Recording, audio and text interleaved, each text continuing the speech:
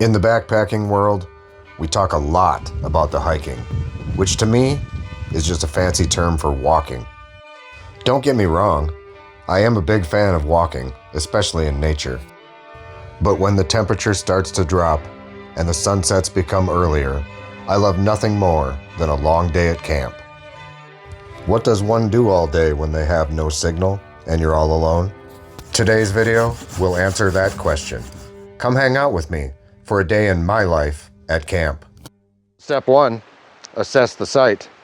Then you can take off your pack. This is on a river, so I have water. That's obvious. It's beautiful. That's obvious. But more practically, I've got a fire pit. I do want to have a fire tonight because it's going to be 32 degrees low overnight. So off comes the pack. I set her down. Before I really start to relax, I'm a little chilly. It's getting cold. I'm in the shade mostly. And I found that especially in cold weather camping, one of the first things I have to do is layer up when I get to camp to make sure the moment you get chilly at any moment at camp, you should layer up or find something to rectify the fact that you're getting cold. Because you probably know that once you get super cold, it's tough to warm up. Let me show you this quick. It's a prototype I made. I don't know if this will go into production at Hilltop Packs. This is one of my favorite bands, but that's irrelevant. This is a fleece stuff sack that doubles as a pillow. It has no waterproof value, but it is super soft. And all I really did was make a pillow and add a zipper on the end. Ooh, what's that? Oh, thanks, Ben, for the anti-masturbation glove slash sleeping glove. He and I sleep the same with one arm out on our side, and cold hands will hopefully no longer be a problem. And then find my layer, which is a puffy coat and some alpaca fingerless gloves. Warm up, and then it's time to do the next step. Some of you may be out there asking, why did you create a pillow that keeps your layers in it when you're going to wear your layers? That's going to differ for different people. The pillow will not work for everybody, but I usually take my puffy off to sleep at night because I have a 15-degree quilt and hammock. That'll keep me plenty warm, even in a t-shirt probably. So the puffy will go back into the pillow and become effective again. Anyway, next step, I'm in bear country. I did carry bear spray, which is probably overkill, but I'm alone and sometimes I get a little weird about it. So when I'm alone, I will bring this, just even if it's for the false sense of security it provides. Bear spray. Set that someplace and keep it near you when you leave your camp. I was gonna spend a lot of camp time on this trip, so I brought a few luxuries. But before I start all my camp chores, I wanna make sure I have the right attitude to tackle them. And for me, there's one medicine that is just what the doctor ordered when it comes to motivating me to set up camp.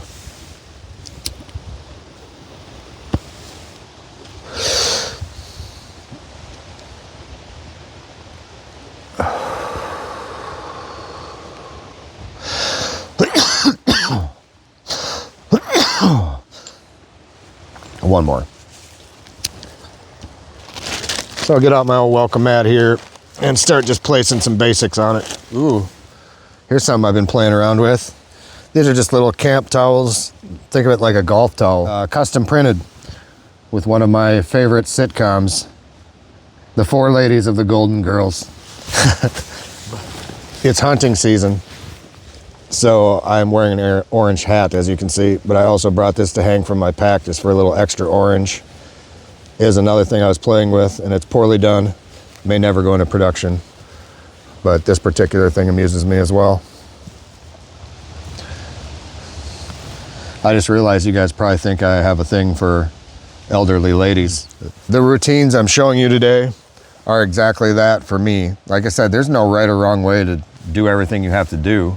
But you can think about, you know, how much daylight do you have left for things like gathering firewood if you got to go away from camp to get it?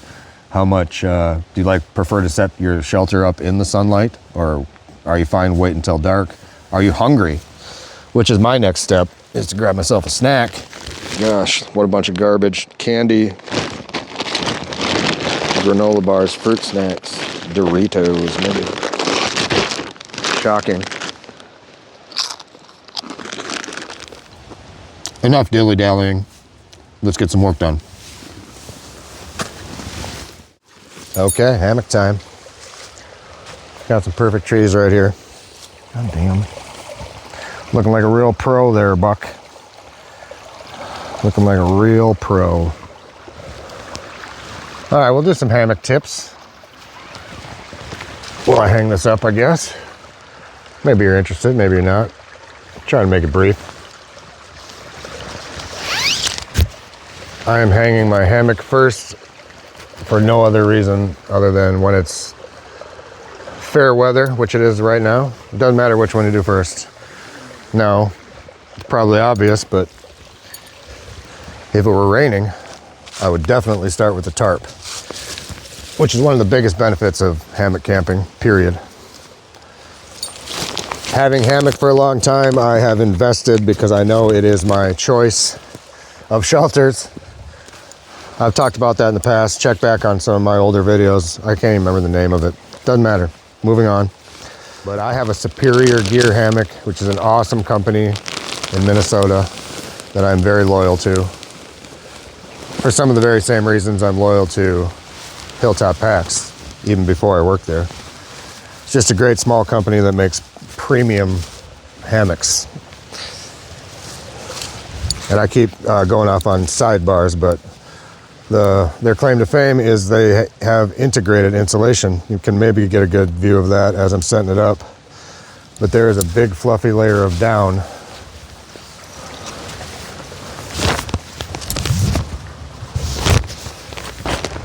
built into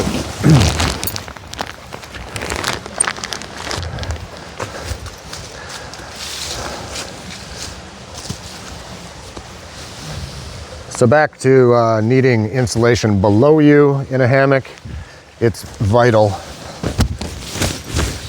They make awesome, high quality ultralight gear. That's not cheap, but it is worth it. And I'll tell you, the reason I believe it's worth it is because it lasts and it does what it says it's gonna do. This is a 15-degree Fahrenheit hammock. And I promise you, if it was 15 degrees tonight and I had the right top quilt, which I do, also a 15-degree, I will stay warm and comfortable. So it's a comfort rating. This thing weighs all in about the same as a 2-pound tent with all the fixings, sleeping pad, pillow, sleeping bag, or quilt. So it's an ultralight option if you spend the money, and this is premium. So I will stay warm tonight, even though it's gonna be in the 30s. And by warm, I mean I can sleep in this thing and be comfortable, cozy and toasty. So this is also another experiment at Hilltop, a double-ended stuff sack. Lots of companies make these. We're playing around with it too. But as you can see, the stuff sack's up here. The hammock came out of it, obviously. So you hang it, this stays, you pull the hammock out, you hang it, and then in the morning, I just do the reverse. So hanging a hammock, rule of thumb is like a 30-degree angle on your straps, but I play around with all sorts of different things and don't see a ton of difference. One of the big things is to just make sure that when you're in your hammock, your ridge line is something you can bend, but it's still tight, if that makes sense. But anyway, once I have the straps and the hammock all dialed into where I want it to be, I put a knot in there. Then I'm gonna add all my doodads. This is the Hilltop Ridgeline Organizer. And then my friend Jason, Wild Millennial is his name, gave me this cool ass hammock ridgeline phone holder, which I brought, and I realized a couple things. What is that noise? One is I don't know if I have anything downloaded to watch. But the second thing is I also can't record and show it to you because my phone is my camera. Now, who out there wants to set up a tarp? Oh man, sometimes I just think like, here I am talking to myself in the woods, number one.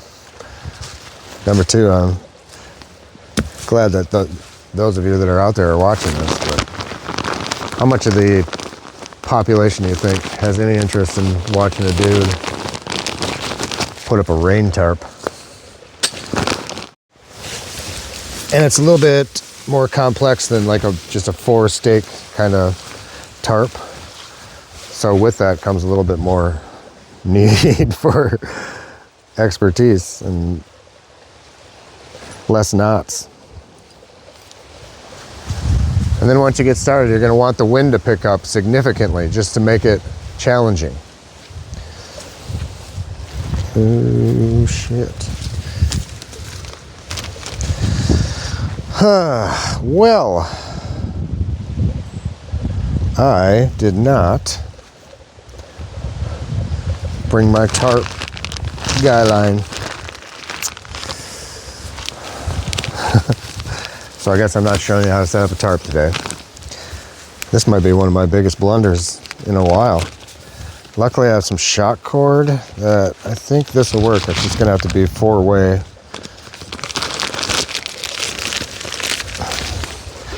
Adapt and improvise. Here we go. Well, I think I have 4 shock cords. I'm gonna want some sort of shelter tonight, I guess. So let's see how it works with just. So basically what I forgot was I have like 8 of these like more rigid guy lines, and I stupidly didn't double check to make sure they were in my sack, and they are not. So there are these shock cord guy lines on here that are supposed to be used to close the winter doors. So I'm going to try to use them on 4 corners, and I guess, yeah, just make it work. Because this is a big tarp to only have 4 corners stick down. And I think it's going to work just fine, thankfully. And that's that. Normally the shelter is much more glorious with some winter doors on either end if I want. Thing that I can pull it out here. That's why there's all the other guy lines. But I'm using shock cord on 4 corners to make it work for the night, and it'll be just fine. But I'd like to have it a little tighter than that so condensation doesn't drip up against my down. Got a little bit more reinforcement from good old Mr. Speed Hanger. Yet another use. Emergency guy line. Having a fire is a critical part for me personally on winter camping, cold weather camping. If I can't have a fire, I don't know if it's really worth it, in my opinion. But with that comes another chore. That's just to gather wood. And there's quite a bit around here. A lot of it is wet because it rained the last few days. But yeah, if you want to have a fire, you got to do a little work to get one.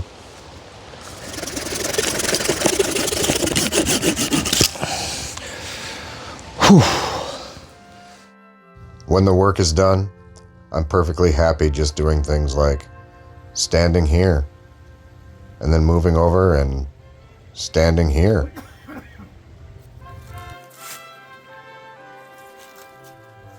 I also usually get my fire ready to start a little later and find a good place to hang my food, or at least try.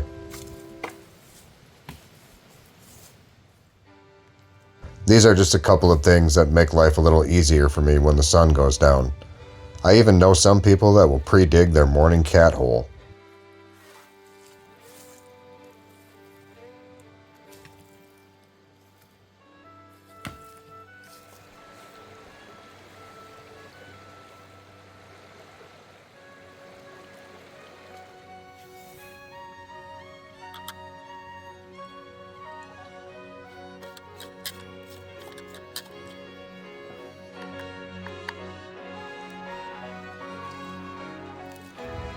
And I always like to do a little personal hygiene, like washing my hands and getting dapper looking for a nice dinner. Tonight I'll be consuming around 16 inches of kielbasa.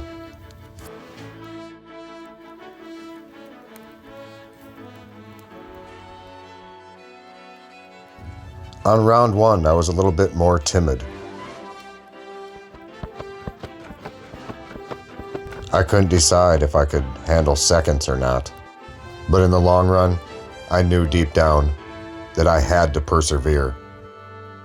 and I devoured every last bite of that smoked sausage. I always eat as much as I possibly can before I have to hang my food in bear country, but it's always torturous when I'm laying in my hammock at night, just dying for a Twix. I usually check the fire before I fall asleep, and tonight I can see it from my hammock, where I know I'll be awake for a little while. And just like that, my day at camp is over. Thanks for hanging out. We'll see you real soon.